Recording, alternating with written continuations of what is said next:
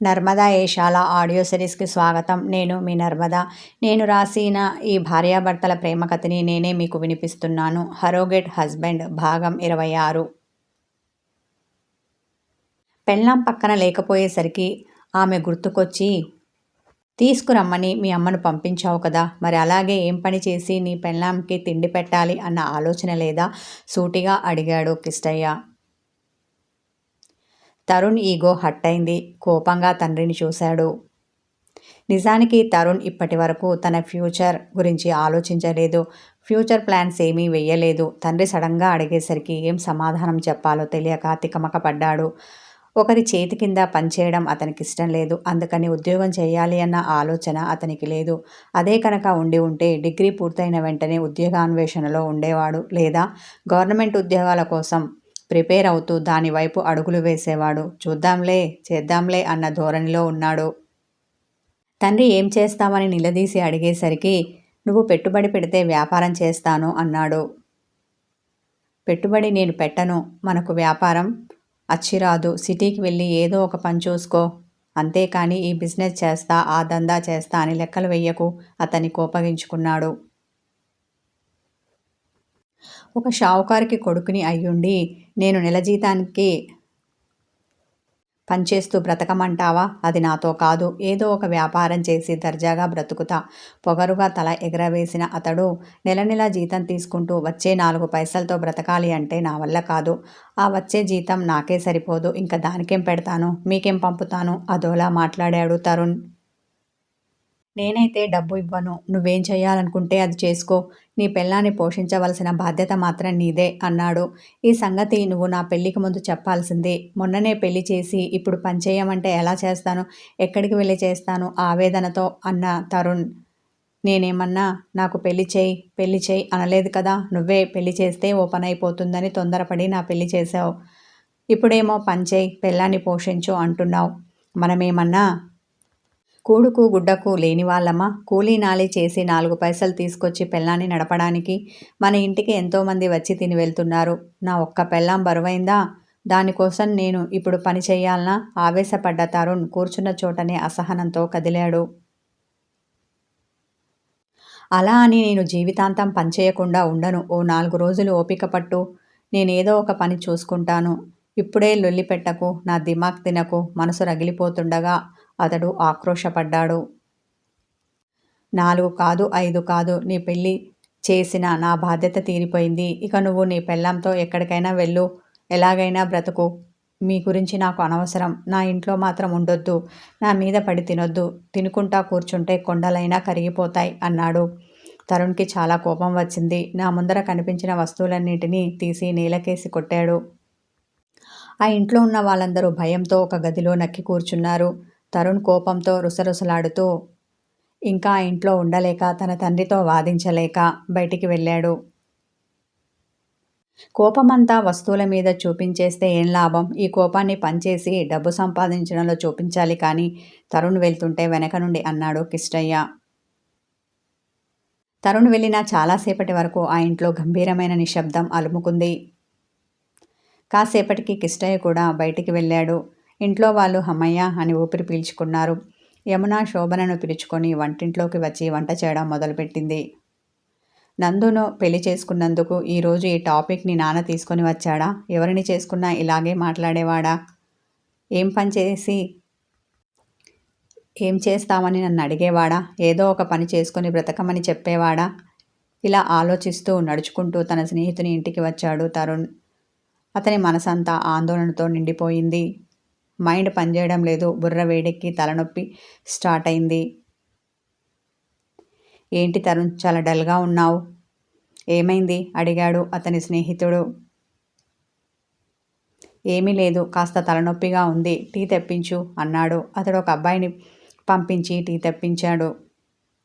చిన్నప్పటి నుండి నందు నీ పెళ్ళాం అని నా చెవిలో శంఖం పెట్టి మరీ ఊదారు. దాంతో నాకు తెలియకుండానే నందు నా పెళ్ళాం అని ఫిక్స్ అయిపోయాను. తీరా నాకు పెళ్లి చేయాలని వీళ్ళు అనుకున్నప్పుడు ఈ అమ్మాయి బాగుంటుంది, ఆ ఊరి అమ్మాయి బాగుంటుంది, ఇంటి పనులన్నీ బాగా చేస్తుంది.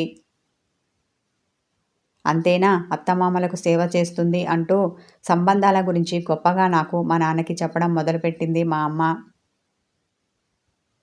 ఈ విషయంలో మా అమ్మ, మా నాన్న ఎంత బాగా కన్విన్స్ చేసింది అంటే, అంతకుముందు వరకు నందు మా ఇంటి కోడలని చెప్పుకున్న మా నాన్న, మా అమ్మ చెప్పిన సంబంధాలకు సరే అని తల ఊపడం మొదలుపెట్టాడు. నా నోటితో నేను నందును చేసుకుంటానని చెప్పకుండానే నా పెళ్ళి అయిపోతుంది అనుకున్నాను. కానీ మా అమ్మ పెట్టిన తిరకాసుతో నేను బయట సంబంధాలను చేసుకోను, నందునే చేసుకుంటానని చెప్పవలసి వచ్చింది.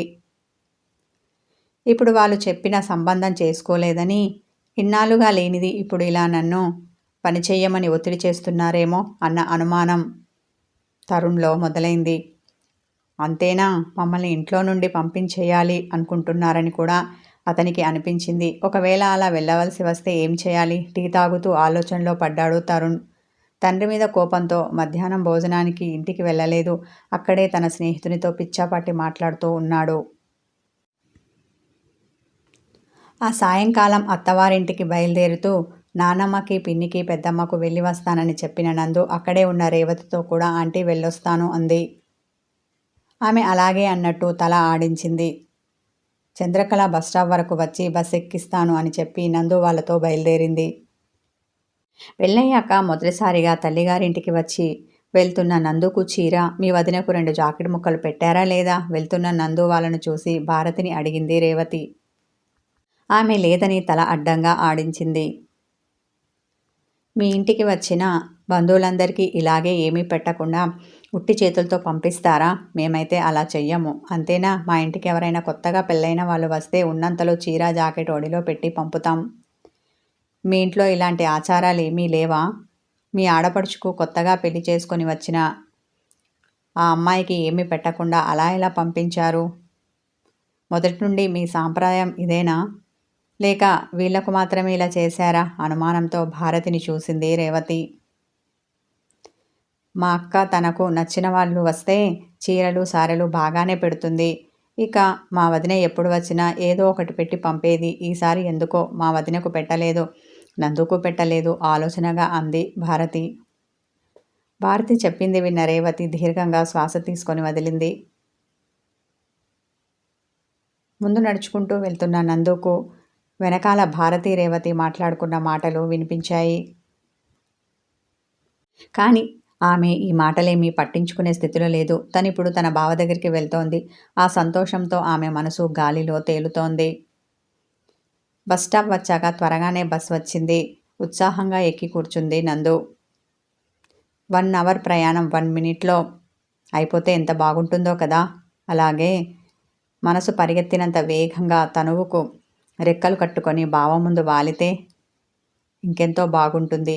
పిచ్చి ఆలోచన వచ్చింది ఆమెకు. పాపం బావ సాయంకాలం నుండి నా కోసం ఇంట్లో ఎదురుచూస్తూ ఉంటాడు. తనను ఎక్కువసేపు ఎదురు చూడబెట్టకుండా త్వరగా వెళ్ళాలి. డ్రైవర్ కాస్త బస్ స్పీడ్గా తోలు అతనితో చెప్పలేక మనసులో అనుకుంది. నందు ఇంటికి వచ్చేసరికి ఆ ఇంటి వాతావరణం గంభీరంగా ఉంది. అందరూ ముభావంగా కూర్చొని ఉన్నారు. అందరూ ఎందుకు అలా ఉన్నారో నందుకు అర్థం కాలేదు. తరుణ్ కోసం ఆమె కళ్ళు ఆత్రంగా వెతికాయి. కానీ అతను కనిపించలేదు. నా కోసం గుమ్మంలో ఎదురుచూస్తూ ఉంటాడు అనుకున్నాను. ఏడి? ఎక్కడా? కనిపించడే ఈ మనిషి. అసలింట్లో ఉన్నాడా? ఊరి మీద పడ్డాడా? అనుకుంటూ పడక గదిలోకి తొంగి చూసింది. తరుణ్ ఇక్కడ కూడా లేడు. ఆ గది ఖాళీగా కనిపించి ఆమెను వెక్కిరించింది. నేను అనవసరంగా ఏదేదో ఊహించుకున్నాను. బావ నా కోసం ఎదురు చూస్తూ ఉంటాడని కలలు కన్నాను. అయినా నా పిచ్చిగాని ఊరికి వెళ్తున్నాను అని తెలిసి సెండాఫ్ చెప్పడానికి రానివాడు వస్తున్నానని తెలిసి వెల్కమ్ మాత్రం చెప్తాడా?